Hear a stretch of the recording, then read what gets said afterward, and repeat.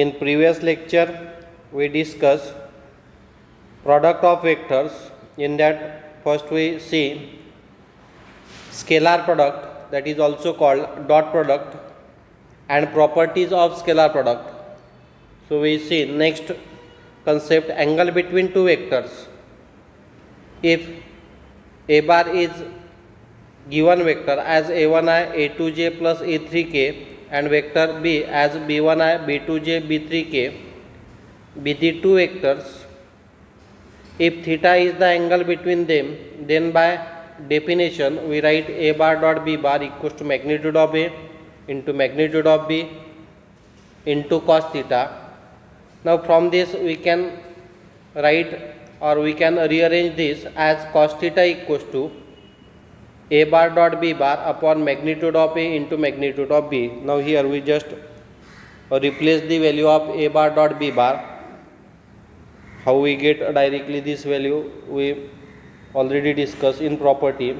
So we multiply the coefficient of I in first vector with coefficient of I in second vector. So a1 b1 I dot I is 1, so simply we write a1 b1. Similarly for coefficient of j a2 b2 plus a3 b3. So this is numerator which is the value of vector a bar dot b bar. Now in denominator we write the magnitude of vector a.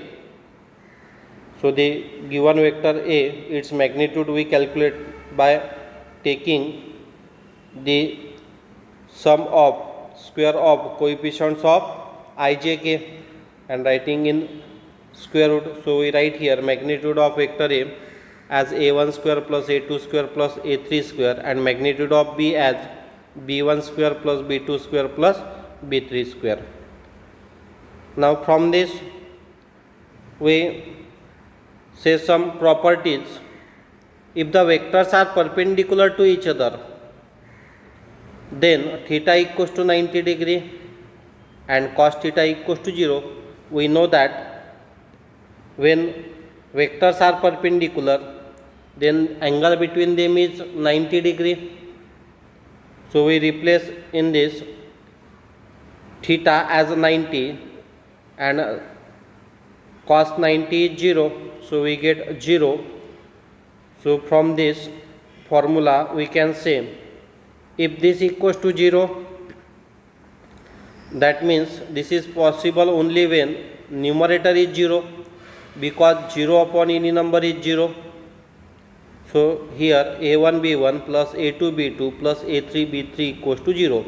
That means it is sufficient to show, when we have to show the given vectors are perpendicular to each other, we have to show just only a1 b1 plus a2 b2 plus a3 b3 equals to 0. Now see here a remark. If a bar and b bar are not perpendicular to each other, then one of the angles between them is acute and other is obtuse. So see here in figure, if we consider this, then this single line marking, single curve marking is a acute angle and this double curve marking is a obtuse angle. So we get either acute or obtuse, any one we can take. The scalar product a bar dot b bar can be positive or negative but not 0. So this is condition only for if angle between two vectors is either acute or obtuse. That means if angle is not 90 degree, then their product must not equals to 0. See next. If we want to find the cosine of the acute angle theta between them, then we take the absolute value of this scalar product and have.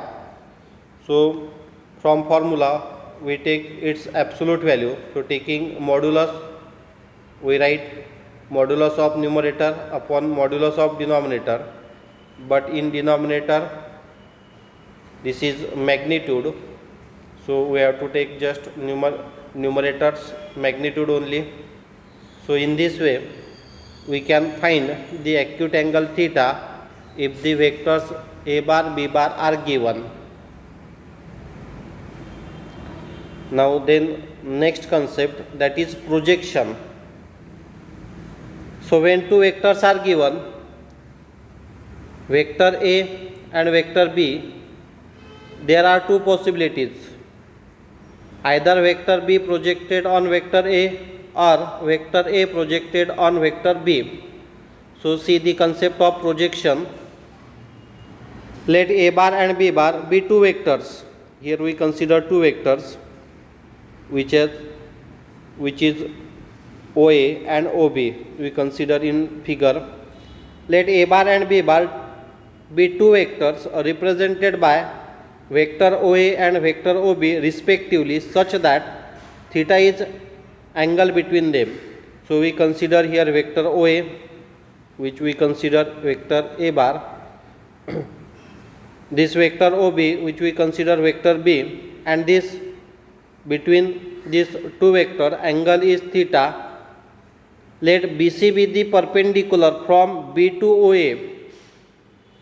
So we draw a perpendicular from this point B on this vector OA at point C. So see here, let BC be the perpendicular from B to OA, then OC is called scalar projection of B bar on A bar. Now see, there are two concepts. One is scalar projection and second is vector projection. So here we discuss first scalar projection. So what is scalar projection? See here, this OC is the scalar projection of vector B on vector A. In right angle triangle OCB, now consider after drawing a perpendicular from point B on vector A at point C. In right angle triangle OCB, OC upon OB equals to cos theta. Which property we use here? Here we use cos theta is equals to adjacent upon hypotenuse. Here adjacent is OC and hypotenuse is OB. So we write here OC upon OB equals to cos theta. You can write a reason here. Cos theta is equals to adjacent upon hypotenuse. Hypotenuse is OB, adjacent is OC. Now we require scalar projection of B bar on A bar. So we not consider here vector form. So we consider here triangle OCB. So from this we can write OC equals to OB into cos theta. So magnitude of OB is B. So we write here magnitude of OB as B into cos theta. So we get OC equals to B cos theta.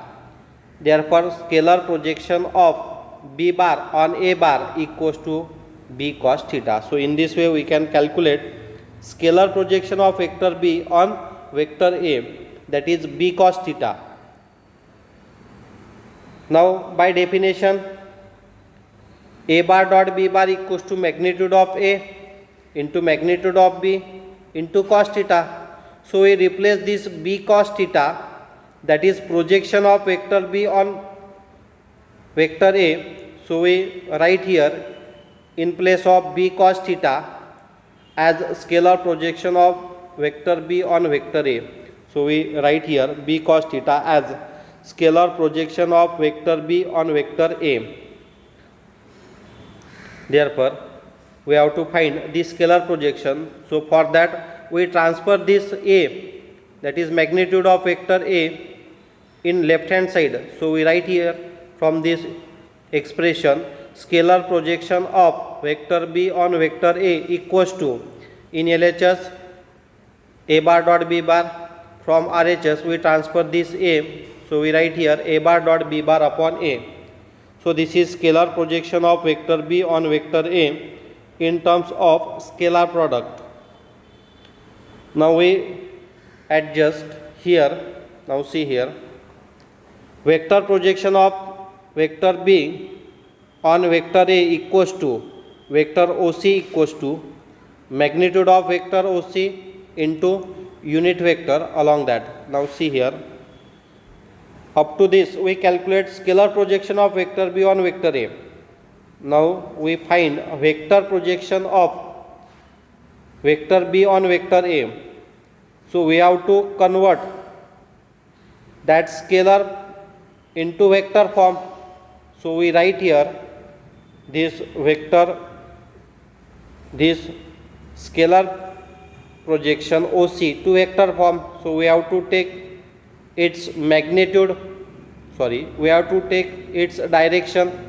So this vector OC along vector A, so vector along this vector OA, unit vector along this vector OA, that means that unit vector is also along this vector OC.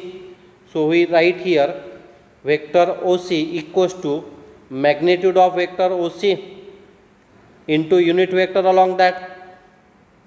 So this is actually definition of unit vector. If we transfer this vector OC to left hand side, we get unit vector A cap equals to vector OC upon magnitude of vector OC. So this is vector projection of vector B on vector A, where A cap is unit vector along vector A. Now we replace the value. Now see here, therefore vector projection of B bar on A bar equals to vector OC. We replace the scalar quantity, which is scalar quantity here. Scalar projection of vector B on vector A is this vector A bar dot vector B bar upon A. So we replace this magnitude of vector OC, which is nothing but scalar projection of vector B on vector A. So we replace this by this A bar dot B bar upon magnitude of A into this unit vector A cap, because we require vector. Now see here, we write here this A cap as A bar upon magnitude of A bar, that is by definition of unit vector, and this magnitude of vector A as magnitude of vector A. So from this we can write this as A bar dot B bar equals to AB cos theta equals to BA cos theta. That means we can find the projection of vector A on vector B. So see here, therefore A bar dot B bar equals to B into scalar projection of vector A on vector B. So instead of projection of vector B on vector A, we can find projection of vector A on vector B. So see here, we can write here scalar projection of vector A on vector B equals to A bar dot B bar upon magnitude of B. Here scalar projection of vector B on vector A is A bar dot B bar upon A.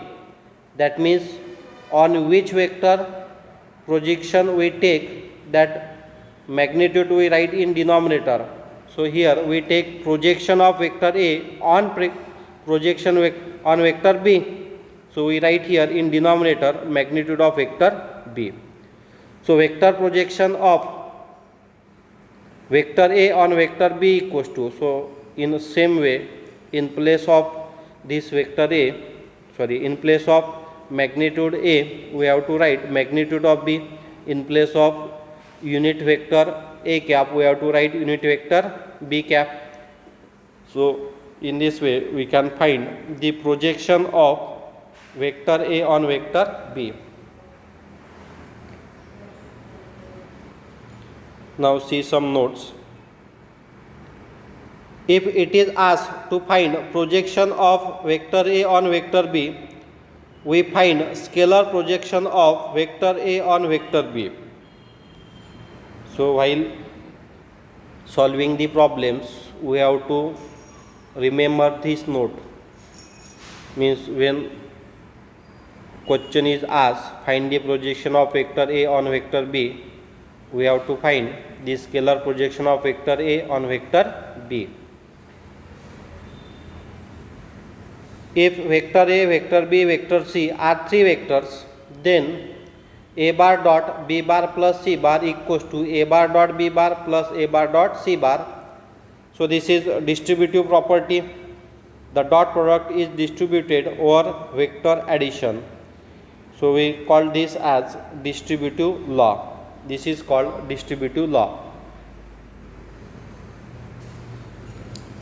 Then next main concept of this topic, in previous syllabus or in old syllabus, this chapter is a three-dimensional geometry chapter. So specially we solve the theorem on angle made by the line with positive directions of x-axis, y-axis and z-axis. So we discuss here direction angles, direction cosines, direction ratios. So first we see what is meant by direction angles. So this is 3D concept. So we have to consider a line in space. So see the topic here. Let L be a line in space. So see this diagram.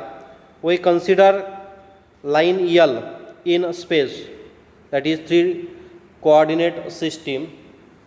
So here we consider x, y, z as coordinate axis, and in space we consider this line L.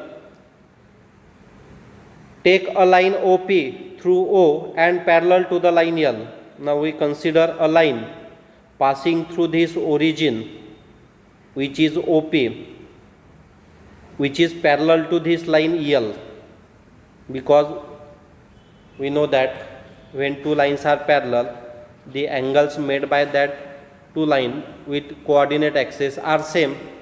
So for our convenience, instead of this line L, we consider a line parallel to this line L, which is passing through the origin. So we can easily measure the angle made by this line OP with this x-axis, y-axis and z-axis. So the angle made by line OP with x-axis, y-axis, z-axis is same as angle made by the line L with x-axis, y-axis, z-axis, because these two lines are parallel. So see here, let us rotate the ray OX, that is the positive x-axis, in the anti-clockwise direction till it lies along the line OP. So we rotate this OX in anti-clockwise direction. So that is in anti-clockwise direction. See this arrow from OX to this OP. So see here, in the anti-clockwise direction till it lies along the line OP.